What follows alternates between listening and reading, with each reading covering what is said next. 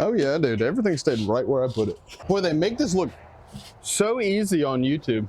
All right, today we need to tie in the rest of our front suspension because it's kind of hanging floppy loose. I've got some stuff I've done off camera, just kind of making these front little tie-in points. I made both of them yesterday. I miscalculated and one of them came out about ½ an inch too short, and that's no good. So this is what it's gonna wind up looking like, but I'm gonna do the same thing to this guy, chop it down, notch it, weld these, weld these onto the front of here, and I think that'll be good. It doesn't look right now, but it will, trust me. Yeah, we've developed yard cats overnight, so that's nice. Those are not gonna be in the way at all. Oh dude, that cat's gonna send.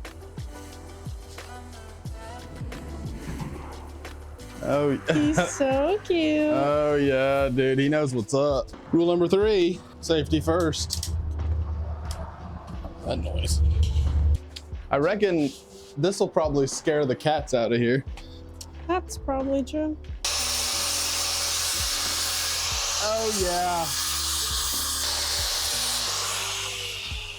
We're gonna do this differently this time. When I did this off camera, I didn't measure those. I just kind of stuck them up in place and marked them, and this one I got right. The other one, not even close. It's kind of a sketchy 4.5, but we'll go with 4.5. I'm kind of trying to line this up on here where this sits flush with this forward mounting point, but then I need it to tie in perpendicular to this guy. 4.5 is there. Cut the line. Boy, they make this look so easy on YouTube. I found a thing with multiple outlets in it. Finally. That's got so many outlets. Yeah. Well, I haven't had enough, so I overcompensated. You could basically just plug it into itself and power everything. Ooh, that's probably true. That's how that works. Everybody knows that.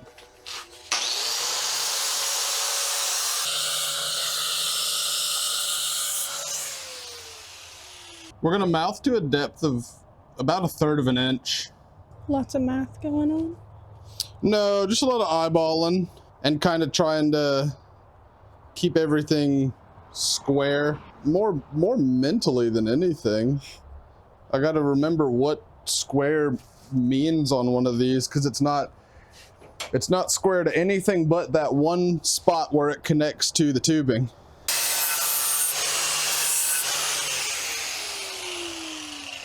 Oh yeah, that fits nicely. There's so many sharp things all over this machine.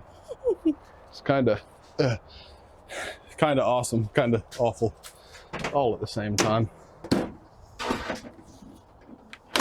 Oh yeah, dude, everything stayed right where I put it. That's kinked, perfect.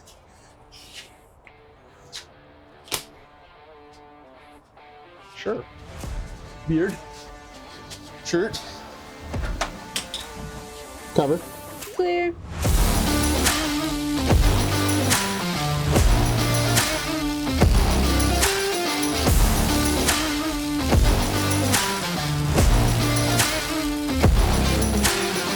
Man, those look great. That's awesome. All right, we'll finish up all those welds and get everything really solid pretty soon, actually. Okay, so now I need to tie this. I don't have names for any of this. What is any of this called? Anyway, this piece of metal needs to tie into this piece of metal. So I'm gonna pull the floorboards off, measure up a couple of pieces to tie in here, cut those, weld those in place. And once those are in place, I'm probably gonna pull the engine out, because then it's gonna be time to weld everything up solid the rest of the way. I'm gonna just stick these back in here because I don't really know. I don't have a reason. Oh yeah. She's been pretty nice and symmetrical this whole time. So far, yeah. All thanks to your genius. Wow. It can't be true. Oh yeah, dude. That's gonna look ridiculous. I like it. I think that'll work out. All right, well, what did we learn? Nothing. I really think that'll work. What? Whoops. Well, that's lucky. It sits so nicely. Mm-hmm. If this stuff starts breaking, we'll beef it up, but I think this will probably be okay. Sweet. I need to get the grinder with the flappy disc, strip that paint off. I need to get a wire brush and just brush off the rust underneath here so we get a good bond. I think that'll be it. Once we do that, I will try to take the engine out. I've got a feeling that this temporary like hood latch column support thing locator is gonna have to come out because I think the engine's actually gonna have to scoot back a little bit to where those upper frame rails are at their widest before it will come out, but we'll see.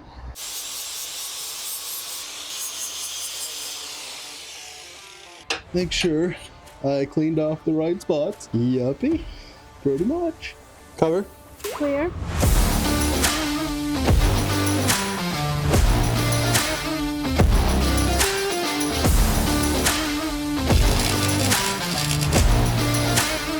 Sure. I think this whole engine's gonna have to like tip up and then up and then out. Yeah, she's getting boxed in. Forgot I was wearing my gloves, dude. I was like, why can't I feel anything? I reckon the oil cooler should be pretty well drained.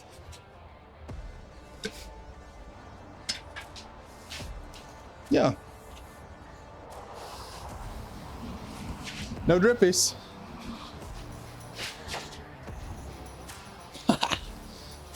Perfect. Nice. The reason I'm taking this engine off is with what we have so far complete on the frame, I need to pull the engine off to go ahead and like make room for our steering. Hopefully I can keep it above the bottom of that Yamaha frame. That's the plan. But it is gonna go like right between where the engine mounts are underneath the engine and the old engine mounting plate. So I've got to pull the engine off to get to all that. But while I'm in there, I can also go ahead and just start welding up the frame, finish welding the stuff that's there. Everything's pretty much located right where it's supposed to be. And I like it, and it's happy, and it's time to just weld it solid. This thing's so awkward. Well, that comes off pretty easily. Yeah.